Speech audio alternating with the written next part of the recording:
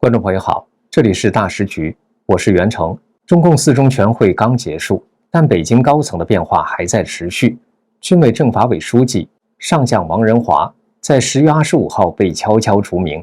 主席台上的张又侠8秒钟的镜头成为全网热议。前党校教授蔡霞则揭露了军中整肃的真正导火线，一支由苗华和卫东在河北廊坊秘密组建，直属习近平的贴身部队。这3件事连成一线，人事异动、影像信号、体制内爆料，都指向同一个问题：中共军权正在重新洗牌。10月25号，中共中央政法委更新官网中国长安网的领导名单，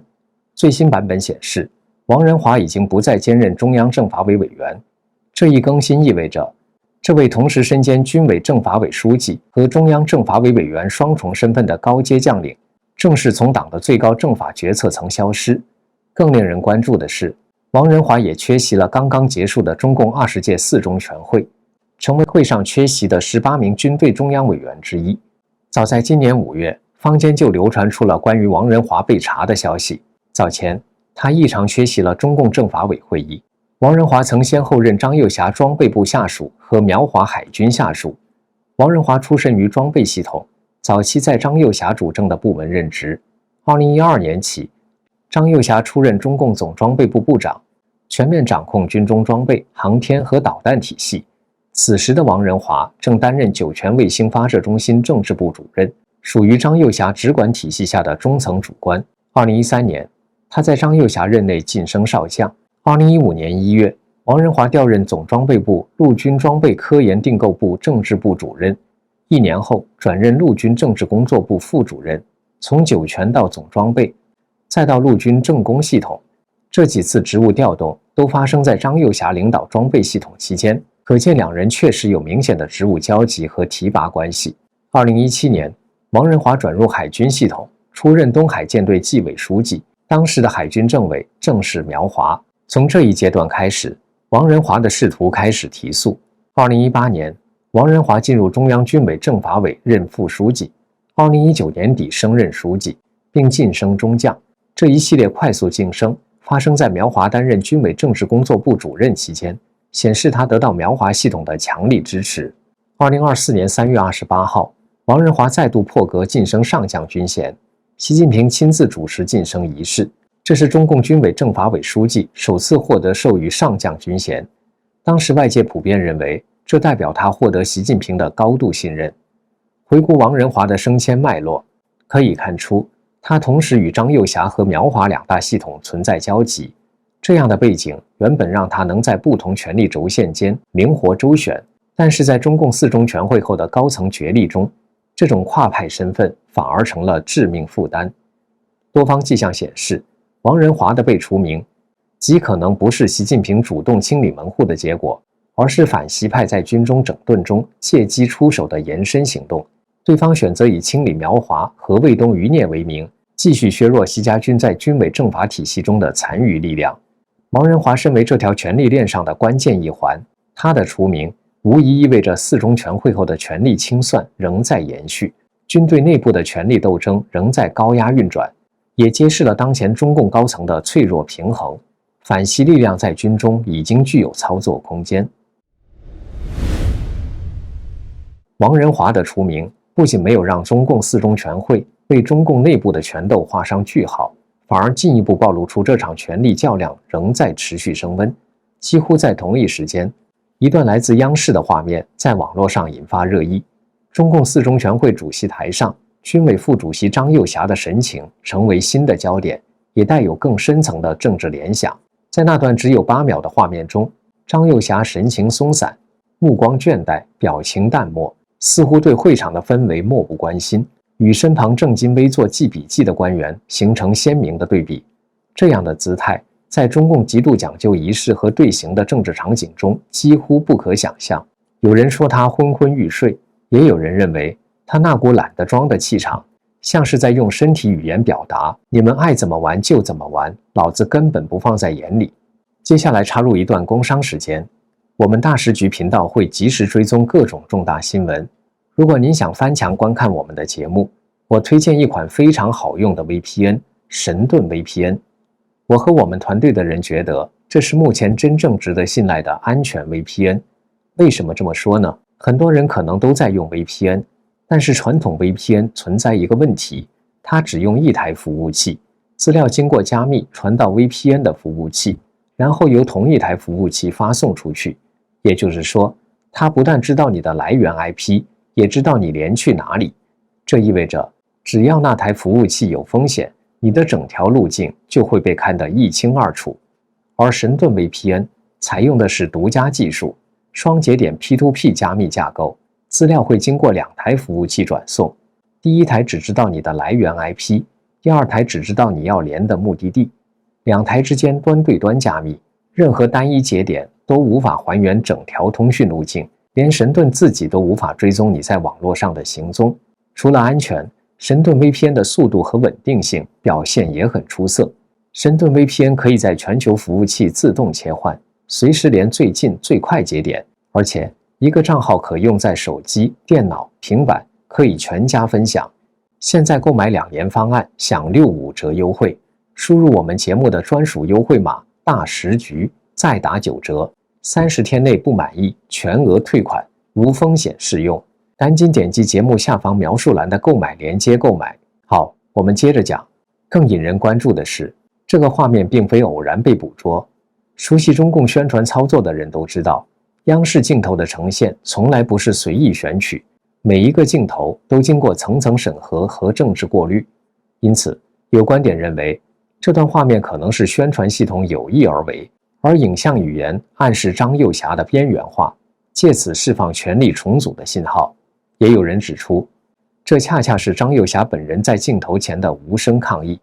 以不合时宜的姿态传达自己的冷漠和不屑。无论真相如何，这短短8秒都折射出4中全会的紧张氛围。主席台上的表情管理本是中共政治控制最严密的部分，而如今却在全球的注视下出现裂缝。它提醒人们，在看似稳定的表面之下，权力的板块正在暗中移动。更耐人寻味的是，央视并没有避开这段镜头，而是让它完整播出。熟悉中共宣传语法的人都知道，官方镜头从不失手，哪个角度、哪一帧画面都经过层层审核。张幼霞的懒散被如此清晰的呈现，很难说是偶然。外界因此出现2种解读。第一种认为，这是宣传系统有意降格张幼霞的形象，暗示她在新一轮军中整顿中的地位已经不再稳固。另一种则认为，这正是张幼霞在镜头前的刻意表态，以不合时宜的姿态传递冷漠和轻蔑，用沉默抵抗政治操控。无论哪种解释，这段画面都暴露了军内的极度紧绷。王仁华的被除名使张幼霞的处境更为敏感，他既是军中硕果仅存的红二代，又是反习和习派之间维系军委运转的关键枢纽。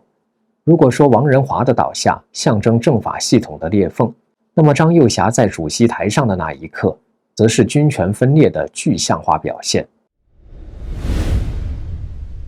就在中共4中全会召开的前3天，中共国防部突然发布公告，宣布9名上将同时被开除党籍、军籍。这个举动立即引发舆论震动。这不仅是中共历史上罕见的集中清除，更因为它的发布时间和程序的反常，被外界普遍视为是一次针对最高层的政治操作。据前中共中央党校蔡霞教授披露，按照中共的规矩，中央政治局委员、中央军委副主席、中央军委委员都属于副国级，副国级以上人员的处分一定是党中央来宣布，也就是说，只能是由新华社最先发布消息，其他媒体才能跟进。而中共国防部并没有对副国级将领首发通报的权限，因此国防部的越级行动显然是打破了原本的制度节奏，成为一场典型的程序异动。这样的安排等同于在最高层的讨论尚未开始前，国防部就用既成现实把军队人事格局锁死，让4中全会只能被动盖章。而这样的动作其实国防部已经做了2次，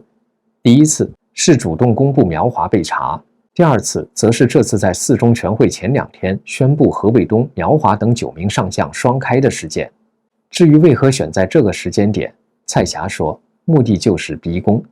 因为按照中共的党内规定，全会议题必须经由中央政治局决定，而政治局议程的最终拍板权在于书记本人，也就是习近平。如果没有事先设定议程，即使军中已经出现大面积整肃，也可能被习近平以程序为由搁置，不予讨论。国防部抢先对外公布，就等于以公开事实迫使党内议程跟进。一旦社会舆论和党外媒体已经知晓九上将落马，中共四中全会就无法回避，只能被动纳入讨论，并追认处理结果，从而堵死习近平为这些人翻案的空间。因此，从这个角度看，国防部这次行动向外界释放出明确信号，就是中共内部的权力斗争已经从密室谈判走向公开博弈。那么，作为习近平的核心心腹，替习掌管军中人事近10年的苗华，以及习近平连跳2级破格提拔成为中央军委副主席的何卫东，为什么在权力格局最紧张的时刻突然遭到整肃？这背后显然不是常规的反腐，因为中共无人不贪。蔡霞在10月25号芳菲时间节目中的披露，他俩突然被抓，是因为被张又侠抓到了他们叛党叛国的证据。何卫东就任军委副主席后，他和苗华在河北廊坊地区秘密组建了一支完全独立于任何现有战区、军区以及军队常规体系之外的副师级武装部队。然而，这支部队的装配配置却达到了副军级的标准，形成了典型的低级高配模式。这意味着他在资源分配上获得了远超其名义级别的支持，并且这支部队的指挥链条极为特殊，只直接听命于苗华和何卫东2人，而不接受其他任何中共军方机构的调度或干预。蔡霞强调，他在体制内早就通过多个不同渠道获悉了这一消息，但是出于谨慎考虑，从来没有向外界透露过一丝一毫。蔡霞认为，组建这支部队的目的显而易见，是苗华和何卫东专为习近平量身定制的私人武装力量，是习近平的私家军，并且这支部队驻扎在廊坊，距离北京只有几十公里，因此一旦出现政变、骚乱或者是内部冲突，可以在短时间内直接介入中南海。这样的部署等同于在首都防线之外再设一道由习近平个人控制的影子防卫层，以便及时向习近平提供可靠的额外的贴身保卫和政治支持。这种内建体制外权力的行为引起了中共军内其他派系，尤其是老将领和元老圈的强烈不满。蔡霞指出，正因如此，去年年底到今年年初，军内开始出现反弹信号，习近平亲自提拔的将领密集被查，而给习近平打造私家军的代表人物苗华和何卫东则成为被集中清除的对象。张又侠以维护党和国家之名出手，而习近平本人却无法公然否认或阻止，否则连自己也要搭上，因此他只能默许，包括后来对国防部越级私自官宣的违规行为，也只能睁一只眼闭一只眼。蔡霞指出，苗华和何卫东是习近平的生死桩，没有这2个人，习近平在军中的直接控制力就会被削弱一半，因此他们被同时拔除，等于切断了习近平在军委系统的神经中枢。而在这之后，张又侠重新巩固军委的中枢地位，也标志着军中权力结构正在被重新洗牌。蔡霞出身于体制内的红2代家庭，早年在中共军队中接受过严格的历练，随后在中央党校执教长达几10年之久，专注于党史研究领域，是公认的中共问题专家，